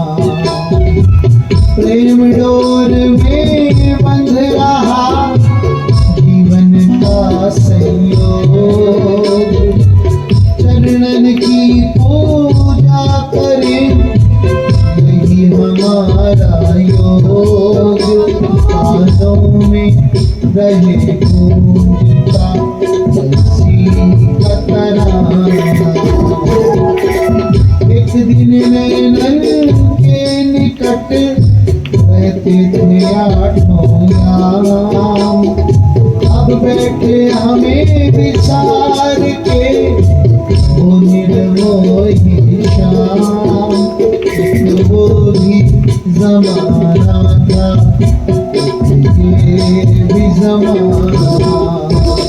ए उधो हमें ज्ञान की, ए उधो हमें ज्ञान की, तो जी न सुनाया। प्रेम दीवानी है, कोई प्रेम दीवाना, प्रेम दीवाना। हम प्रेम नगर की बंजार, जब तप और साधन क्या जाने। हम श्याम के नाम की दीवानी, व्रत नेम के बंधन क्या जाने। हम व्रत की भोरी ग्वालियाँ, हम ज्ञान की उलझन क्या जाने। ये प्रेम की बातें हैं कोई क्या जाने, कोई ये प्रेम की बातें हैं कोई क्या समझे, कोई क्या जाने। हम प्रेम दीवानी है, वो प्रेम दीवाना, प्रेम दीवाना, प्रेम दीवाना। हमको अपने और उनके बीच में कोई दलाल नहीं चाहिए। जब से आए हो तुम ब्रह्म की बात कर रहे हो, लगता है तुम ब्रह्म के दूत हो, कृष्ण के नहीं। गोपियों ने कहा तुम अपने ब्रह्म वाक्यों से हमारे कलेजे पर पत्थर मार रहे हो। हमारा कलेजा शीशे जैसा टूट गया और उसमें सब, अभी तो एक कृष्ण दिख रहा है, वो शीशा टूट जाएगा कलेजे का तुम्हारे ज्ञान के पत्थर से, तो जितने टुकड़े बनेंगे उतने कृष्ण हो जाएंगे, उतने कृष्ण हो जाएंगे। बोलो हरे कृष्ण हरे कृष्ण हरे कृष्ण हरे कृष्ण कृष्ण कृष्ण कृष्ण कृष्ण हरे हरे हरे हरे हरे राम हरे राम हरे राम हरे राम राम राम राम राम हरे हरे। हरे। उद्धव जी के ज्ञान की गुदड़ी बन गई। आज भी वृंदावन में मोहल्ला है, ज्ञान गुदड़ी नाम से मोहल्ला। ऊधो सूधो है भयो, सुन गोपिन के बोल। ज्ञान बजाई डुगडुगी, प्रेम बजायो ढोल। प्रेम ने ढोल बजाया और ज्ञान की तो डुगडुगी बजी। उद्धव जी एक दिन के लिए आए थे, लेकिन 6 महीने वृंदावन में रुक गए।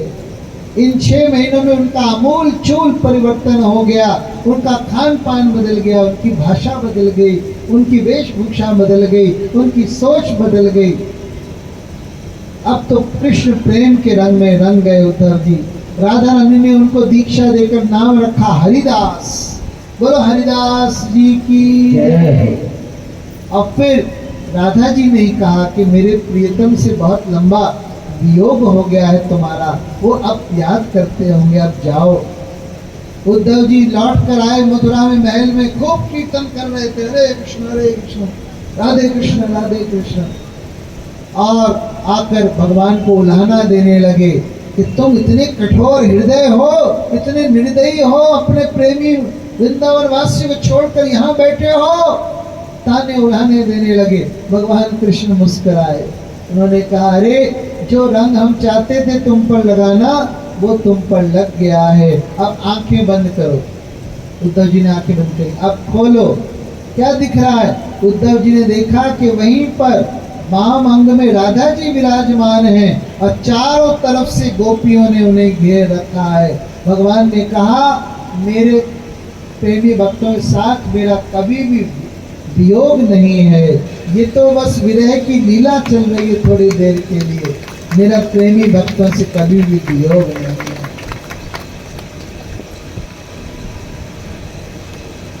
कंस की विधवाओं ने अस्थि और प्राप्ति ने अपने पिता जरासंध से कंस वध को खूब नमक मिर्च लगाकर सुनाया और जरासंध ने भगवान से बैर ठान लिया। 23 अक्षौणी सेनाओं को लाकर उसने मथुरा को घेर लिया। भगवान ने जरासंध की सेना का तो सफाया कर दिया, लेकिन जरासंध को जीता छोड़ दिया। बलराम जी ने पूछा इसको क्यों नहीं मारते? भगवान ने कहा नहीं, ये जाएगा और असुरों को बटोर कर लाएगा और यहीं एक जगह बैठे बैठे हम सबका खात्मा करते रहेंगे। तो इस प्रकार जरासंध 17 बार सेना लेकर आया। भगवान उसकी सेना को सफाया कर देते और उसको जीता जागता भेज देते। 18वीं बार जब आ रहा था तो ब्राह्मणों को अनुष्ठान पर बैठाया और कहा कि अगर इस बार में नहीं जीता तो तुम सबकी मुंडी अलग कर दी जाएगी। अब सारे ब्राह्मण भगवान से प्रार्थना करने लगे, हमें बचाइए, हमारी जान हमारे प्राण अब आपके हाथ में है। भगवान कृष्ण ने भी संकल्प लिया कि इस बार नहीं लड़ूंगा, इस बार लड़ूंगा ही नहीं। मैदान छोड़कर भगवान भागे, भगोड़ा बन गए अपने ब्राह्मण भक्तों के लिए। और अच्छे शब्दों में कहें तो रण छोड़, बोलो रण छोड़ राय की जय। उसी समय काल यवन ने भी बहुत लंबी सेना के साथ में आक्रमण किया।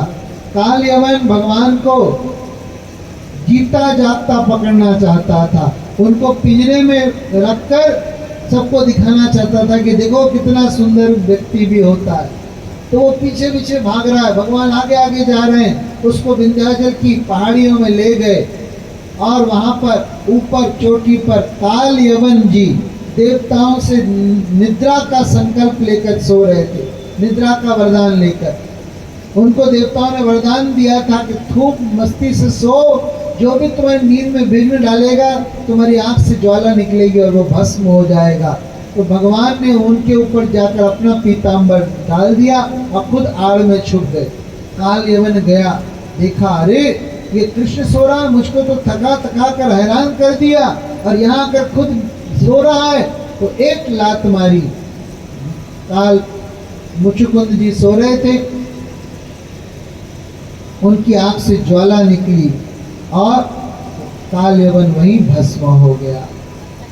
तब भगवान आड़ से बाहर निकले और मुचुकुंद जी से कहा कि आपका भगवत दर्शन व्यर्थ नहीं जाएगा, आपको मेरा परम धाम मिलेगा, लेकिन एक जन्म और तुमको धरती पर लेना पड़ेगा।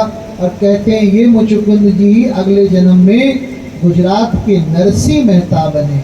नरसिंह मेहता जी की कथा अलग से सुनाई जाती है, उसको नानी बाई का मायरा कहते हैं।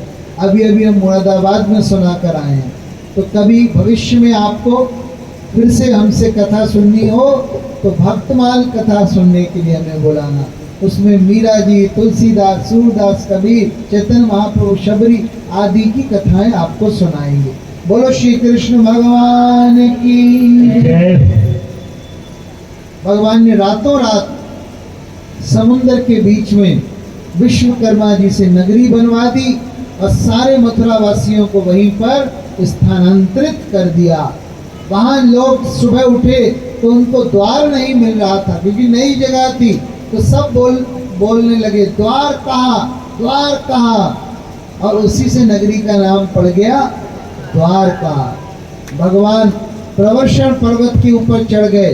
जरासंध ने नीचे से आग लगा दी पर्वत पर और सोचने लगा कि भगवान भी आग में मर गए होंगे, लेकिन भगवान उसके पर्वत से नीचे कूदे और समुद्र में तैरकर अपनी नगरी में पहुंच गए और वहां के राजा बन गए। बोलो द्वारिकाधीश भगवान की जय। और अब आज का अंतिम प्रसंग, कोई झांकी तो नहीं बनाई ना? मन में झांकी बनाओ। परीक्षित जी ने पूछा कि कृष्ण ने रुक्मिणी से राक्षस विवाह क्यों किया? तब शुभदेव जी ने कथा सुनाई। विदर्भ के राजा भीष्मक के 5 पुत्र थे, जिसमें से सबसे बड़ा पुत्र था रुक्मी और इनके एक बेटी थी जिसका नाम था रुक्मिणी। रुक्मणी बचपन से ऋषि मुनियों से भगवान कृष्ण का गुणगान सुनते आई थी। कानों से सुन सुनकर इतना हृदय में धारण कर लिया था भगवान को कि उनको अपना वर मानने लगी थी। लेकिन एक दिन रुक्मी आया और उसने ऐलान कर दिया कि मेरा दोस्त आ रहा है शिशुपाल, परसों बारात लेकर आएगा और रुक्मणी से विवाह होगा। रुक्मणी जी ने सुना तो सहम गई, कुछ समझ में नहीं आया कैसे करूं क्या करूं। तभी एक ब्राह्मण देवता को एक पत्र देकर उन्होंने द्वारकाधीश के पास भेजा। ये सृष्टि का पहला प्रेम पत्र है, लव लेटर। और ब्राह्मण देवता गए, सभा लगी थी, उन्होंने कहा जरा एकांत में चलिए, कुछ पर्सनल बातें बतानी है। भगवान ने कहा नहीं, हमारा कुछ पर्सनल नहीं है, यहाँ सब अपने बैठे हैं, आप बताइए क्या लिखा है पत्र में। 7 श्लोकों में पत्र था और अभी तक कोई संबंध नहीं जुड़ा है भगवान से रुक्मणी जी का। तो क्या कहकर पुकार रही है? हे भुवन सुंदर। क्या नाम दिया? हे भुवन सुंदर। शुत्वा गुणान भुवन सुंदर क्षणवताम ते निर्विश्य कर्ण विवरैर हरतो अंगतापम।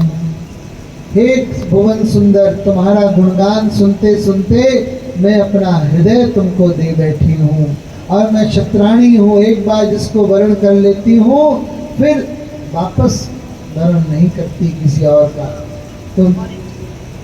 तो मेरी तुमसे प्रार्थना है कि तुम यहाँ से मेरा अपहरण कर ले जाओ, क्योंकि मेरे भाई ने मेरा रिश्ता शिशुपाल के साथ कर दिया है और मैं उसके साथ नहीं रहना चाहती हूँ। तुम पूछोगे कि कैसे यहाँ से ले जाओगे, अंतःपुर में प्रवेश कैसे करोगे? तो हमारे यहाँ प्रथा है गौरी पूजन की। वहाँ से पहले मैं गौरी पूजन करने आऊँगी, वहीं पर तुम मुझको आकर ले जाना। देखो समय से आ जाना, कहीं शेर का भाग गीदड़ न ले जाए, और अगर तुम नहीं आए तो मैं अपनी जान दे दूँगी। ये 7 श्लोकों में पत्र लिखा था। जिन लोगों को भगवान का प्रेम चाहिए उनको रोज रात को जब भगवान को शयन कराते हो तब रुक्मणी जी के 7 श्लोक प्रेम पत्र के भगवान को सुनाया करो। भगवान को सुनाने से आपको प्रेम प्राप्त होगा। भगवान ने जैसे ही सुना उन्होंने कहा हाँ, हमारे भी हृदय का यही हाल है, हमारी भी नींद उड़ी हुई है उनके प्रेम में, और हम तुरंत चलते हैं। उन्होंने तुरंत रथ तैयार किया और ब्राह्मण देवता को बैठाकर निकल पड़े। बलराम जी ने देखा ये छोटा भैया कहाँ निकल रहा है, सबसे पूछा, सबने बताया कौंडिन्यपुर से पत्र आया था, वहीं गए हैं। तो बलराम जी भी सेना लेकर पीछे से निकल पड़े। उधर रुक्मणी जी गौरी पूजन करने के लिए मंदिर में गई। गौरी पूजा करते करते उन गौरी माँ के शरीर से माला टूटकर गिर पड़ी। रुक्मणी जी को लगा कि आशीर्वाद मिल गया। बाहर निकली तो चारों तरफ उन्होंने दृष्टि फिराई, है ना, देख रही थी कि कहाँ है द्वारिकाधीश, और जिस जिससे भी उनके नयन मिले उसके ऊपर मोहिनी सवार हो गई। वो तो रुक्मणी जी की प्रशंसा में ही लग गया। अरे वाह, क्या बाल हैं हमारी राजकुमारी के। दूसरा कह रहा क्या चाल है हमारी राजकुमारी की। तीसरा कह रहा क्या मुखमंडल है हमारी रुक्मणी जी का। ऐसे ही सब सैनिक इनकी प्रशंसा करने लगे, उसी में खो गए। इतने में भगवान ने द्वारकाधीश ने लाकर अपना रथ सामने खड़ा कर दिया और खुद उतरकर रुक्मणी जी के पास पहुंच गए। अब सैनिक जोड़े की प्रशंसा कर रहे हैं। अरे वाह, हमारी राजकुमारी तो जो है सो है, ये राजकुमार कितना अच्छा है, लगता है लक्ष्मी नारायण की जोड़ी है या सीता राम जी की जोड़ी है। वाह वाह वाह, लोग तारीफ ही करते रह गए और भगवान रुक्मणी जी का हाथ पकड़कर रथ में बैठा कर निकल गए। जब चले गए धूल उड़ने लगी, तब एक सैनिक ने दूसरे से पूछा, अरे हम यहाँ क्यों काय को खड़े हुए हैं? कहने लगे हम तो रुक्मणी जी की रक्षा में खड़े। रक्षा कहाँ है राजकुमारी? वो तो नीला नीला आदमी आया था, वो ले गया ले गया ले गया ले गया ले गया। अब तो शिशुपाल रोने लगा, मेरी दुल्हन को ले गया। और रुक्मी ने सेना भगाई, लेकिन बलराम जी ने उनके साथ में खूब युद्ध किया और भगवान से कहा तुम भाभी को लेकर जाओ, रुक्मणी को लेकर, और द्वारिका पहुंचो, हम पीछे से आते हैं। और द्वारिका पहुंचकर भगवान ने विधि विधान से ब्राह्मण बुलाकर, अग्नि प्रज्वलित कराकर, फेरे करवाकर और सारे रिश्तेदारों को बुलाकर बहुत सुंदर विवाह का आयोजन किया। आज की कथा यहीं तक। अब हम आगे की कथा कल श्रवण करेंगे। हरे कृष्णा हरे कृष्णा।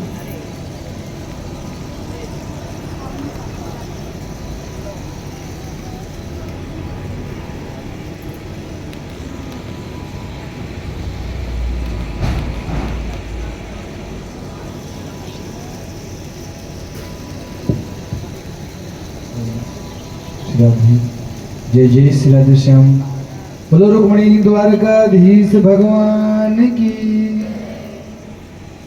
आज एकादशी नहीं, जोर से बोलना है। बोलो लक्ष्मी नारायण भगवान की जय। और आज बहुत ही सुंदर षष्ठम दिवस की कथा आप सभी भक्तों ने बड़े ही भावपूर्वक श्रवण करी है। आज भगवान के विवाह उत्सव के उपलक्ष्य में परम पूज्य महाराज श्री के मुखारबिंद से बहुत ही सुंदर अभी बधाई गाएंगे, वो आप लोग नृत्य भी करेंगे। भगवान का विवाह उत्सव है और नृत्य करने के पहले वैसी भी आरती नहीं होगी क्योंकि भगवान का विवाह है। तो आप लोग अभी बधाई के साथ साथ में नृत्य करेंगे। हमारे जो मुख्य यजमान हैं वो आकर यहाँ ठाकुर जी का पूजन करेंगे, व्यास जी का तिलक करेंगे। रुक्मणी द्वारकाधीश भगवान के विवाह उत्सव के उपलक्ष्य में कल कथा का विश्राम दिवस है। कल बहुत ही सुंदर पावन कथा, बहुत ही पावन चरित्र सुदामा जी का हम सब श्रवण करेंगे।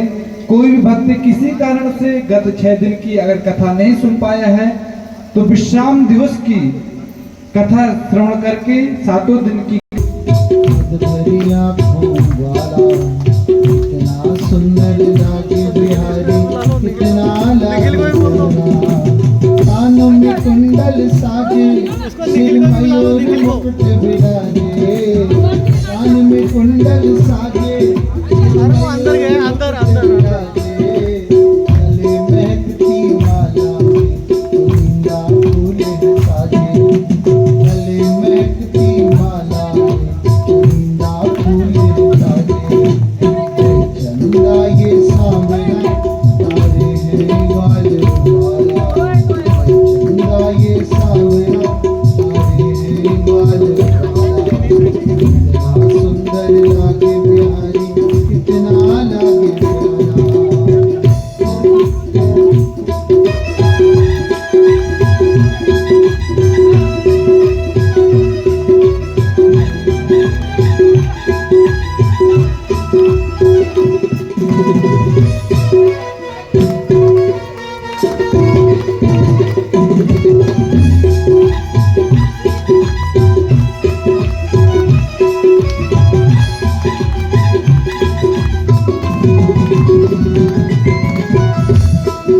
अरे लट घुंघराले बाल तेरे कारे कारे गाल, लट घुंघराले बाल तेरे कारे कारे गाल।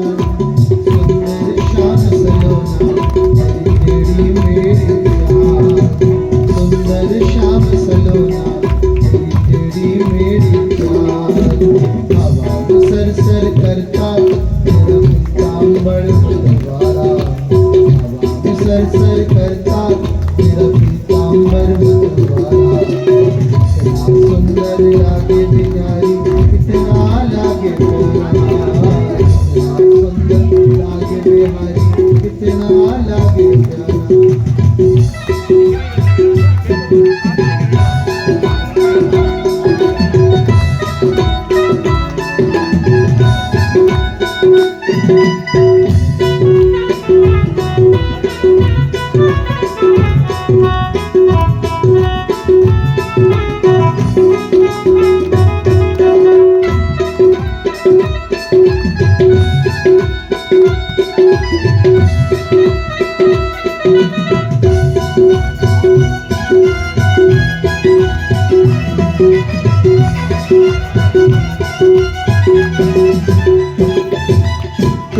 बंसी बजाए तब शोर मीनाक्ष दिखाए। तू जब बंसी बजाए तब मोर मीनाक्ष दिखाए। यमुना में लहरे कोयल कुकुराए। यमुना में लहरे कोयल कुकुराए। हाथ में कंगन पहने जल वैजंती माला।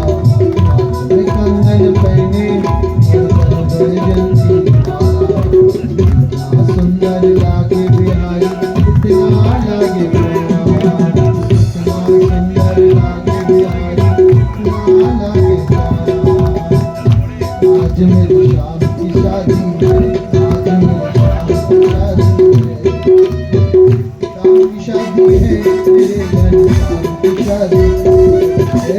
शाम की शादी है मेरे घर शाम की शादी है। शाम की शादी है। आज मेरी शाम की शादी है। आज मेरी शाम की शादी है।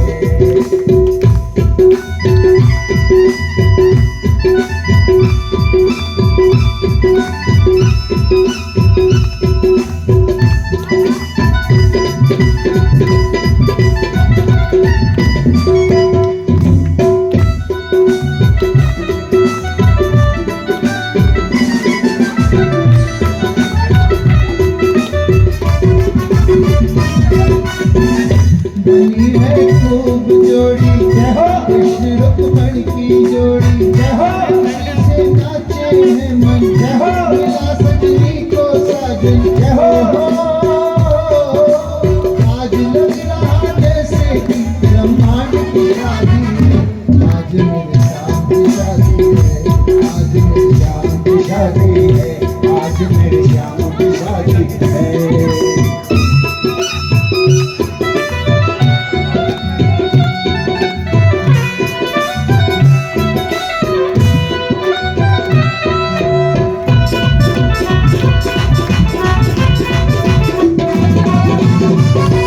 जगत के पालन करता बने रुक्मणी के भरता। गोपियों के चित जो रावण माखन जो। असंभव को संभव कर दे करामाती है। आज मेरी शाम की शादी है। आज मेरी शाम की शादी है।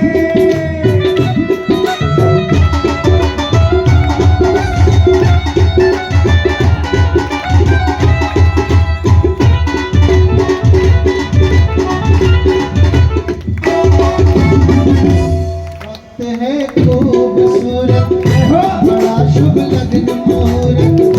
देखो क्या बना रखी है भोले भोली सूरत। बने बराती देवी देवता उद्धव साथी है। आज मेरी शाम की शादी है। आज मेरी शाम की शादी है।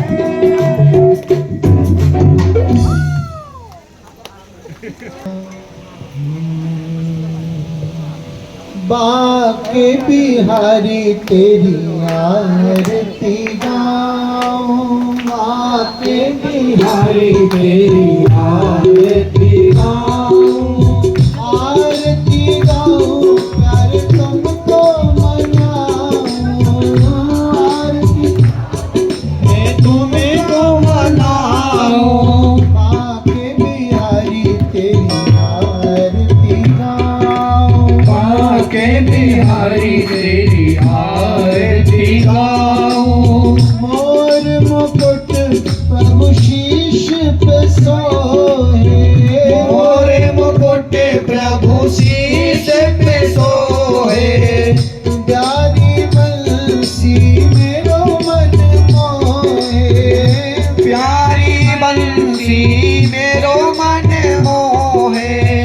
एक छवि बलिहारी जाऊं। एक छवि बलिहारी में जाऊं।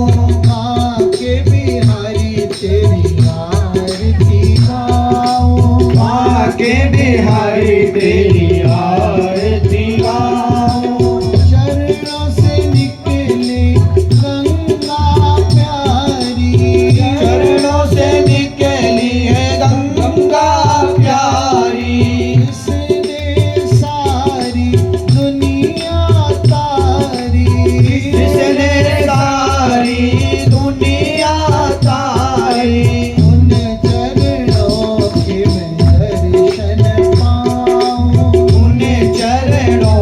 के दर्शन पाऊं। माँ के बिहारी तेरी आरती गाऊं। माँ के बिहारी तेरी आरती गाऊं। श्री हरिदास के नाथ आप हो। श्री हरिदास के नाथ आप हो। सुख दुख जीवन प्यारे साथ आप ओ हो। सुख दुख जीवन साथ आप हो। तुम चरणों में मैं बलि बलि जाऊं। अब चरणों में मैं बलि बलि जाऊं। हर माँ के बिहारी तेरी आरती गाऊं। माँ के बिहारी तेरी आरती गाऊं। हरे कृष्णा कृष्ण कृष्ण हरे हरे, हरे राम राम राम हरे। सभी गाइए। हरे कृष्णा कृष्णा कृष्णा हरे हरे, हरे राम राम राम हरे हरे। हरे कृष्णा कृष्ण कृष्ण हरे हरे, हरे राम राम हरे हरे। हरे कृष्णा कृष्णा कृष्णा हरे हरे, हरे राम राम हरे हरे। हरे कृष्णा कृष्ण कृष्ण हरे हरे, हरे राम राम हरे हरे। हरे कृष्णा कृष्णा कृष्णा हरे हरे, हरे राम राम हरे हरे। भज गुरु गौरांग राधा गोविंद, ब्रह्म नारायण हरे कृष्ण राम। भज गुरु गौरांग राधा गोविंद, ब्रह्म नारायण हरे कृष्ण राम। भज गुरु गौरांग राधा गोविंद, ब्रह्म नारायण हरे कृष्ण राम। भज गुरु गौरांग राधा गोविंद, ब्रह्म नारायण हरे कृष्ण राम। भज गुरु गौरांग राधा गोविंद, ब्रह्म नारायण हरे कृष्ण राम। भज गुरु गौरांग राधा गोविंद, ब्रह्म नारायण हरे कृष्ण राम। हरे कृष्णा कृष्ण कृष्ण हरे हरे, हरे राम राम राम हरे हरे। हरे कृष्णा कृष्ण कृष्ण हरे हरे, हरे राम राम राम हरे हरे। हरे कृष्णा कृष्ण कृष्ण हरे हरे, हरे राम राम राम हरे हरे। हरे कृष्णा कृष्ण कृष्ण हरे हरे, हरे राम राम राम हरे हरे। जय गौर हरि बोल हरि बोल हरि बोल हरि बोल। हरि बोल हरि बोल हरि बोल हरि बोल। हरि बोल हरि बोल हरि बोल हरि बोल। जय बोल हरि बोल हरि बोल हरि बोल हरि बोल। जय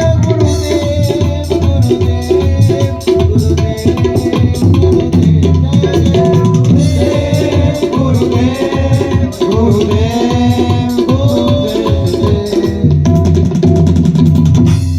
हरि ओम। जले से जले करणम आत्मा देवे वंदनम।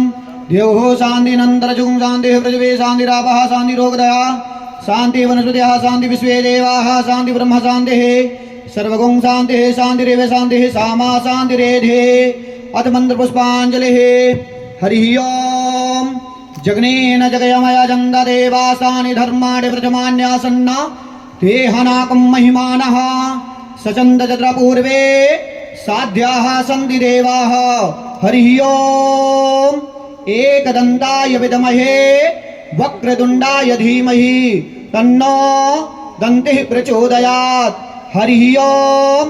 नन्दनन्दनाय विद्महे यशोदानन्दनाय धीमहि तन्नो श्रीकृष्णः प्रचोदयात्।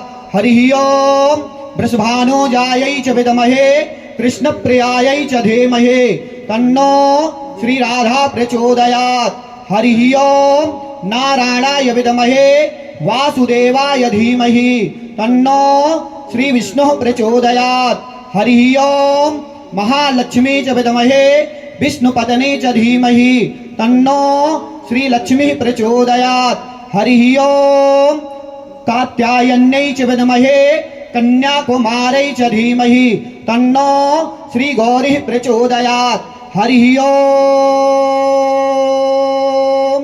तत्पुरुषाय विद्महे महादेवाय धीमहि तन्नो श्री रुद्रः प्रचोदयात् सेवन्ति कामे कुलचम्प्रजपाटलब्जे पुल्लागजाति गर्भे रसाल पुष्पे बिल्वप्रवाय तुलसे दलमञ्जलेभे त्वां पूजयामि जगदीश्वर मे प्रसीद नाना सुगन्ध पुष्पाणि यथा कालोद्भवानि च पुष्पांजलिर्मया दत्तो गृहाण परमेश्वरी सांगाय सप्रिवाय सुधाय मंडल मंडल आवाहित सभी देवी देवताभ्यो श्री प्राण पुरुषोत्तमाय नमो नमः मंत्र पुष्पांजलिं समर्पयामि।